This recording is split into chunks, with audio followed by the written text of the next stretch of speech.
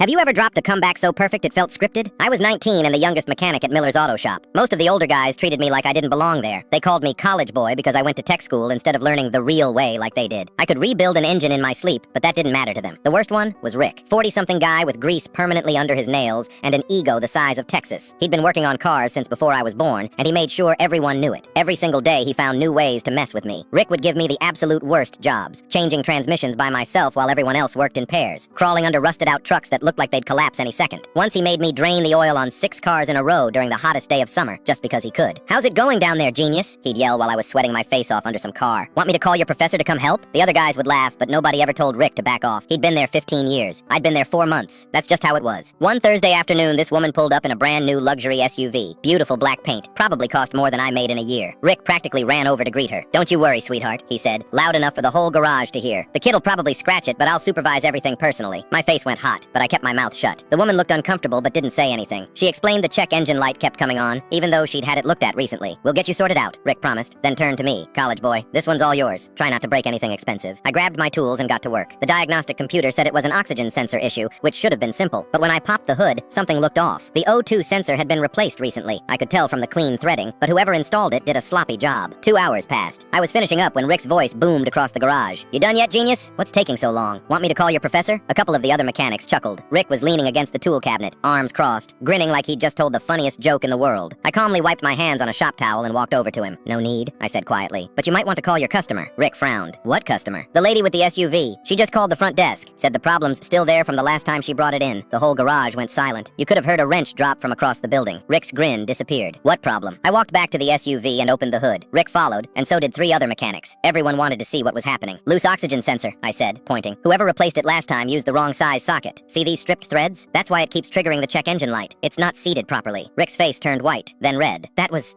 months ago." I shrugged and grabbed the correct socket. Guess experience doesn't always mean expertise. The garage exploded with laughter. Danny, one of the older guys, slapped his knee. "Oh man, Rick, he got you good." Even Jake, the assistant manager, was cracking up. "Rick, didn't you handle that one? I remember because you bragged about how fast you finished it." Rick just stood there, frozen, watching me properly install the sensor he'd screwed up months earlier. His jaw was clenched so tight I thought his teeth might crack. I closed the hood and wiped my hands again. "All done." Oh, and she asked if I could be the one to help her next time she comes in. That part wasn't even planned. The woman actually had said that to the front desk girl, but the timing made it so much better. The other mechanics were dying. Even Mr. Miller, the owner, came out of his office to see what the commotion was about. When someone explained what happened, he looked at Rick and shook his head. "Good catch, kid," Miller said to me. Then to Rick, "Maybe let him work without the commentary from now on." Rick's face was purple. He grabbed his toolbox and walked to the far end of the garage without saying a word. For the rest of that day, guys kept coming up to pat me on the back. Danny bought me a soda from the vending machine. Jake told me I'd earned my spot. Even Miller gave me a raise 2 weeks later. Rick never teased me again.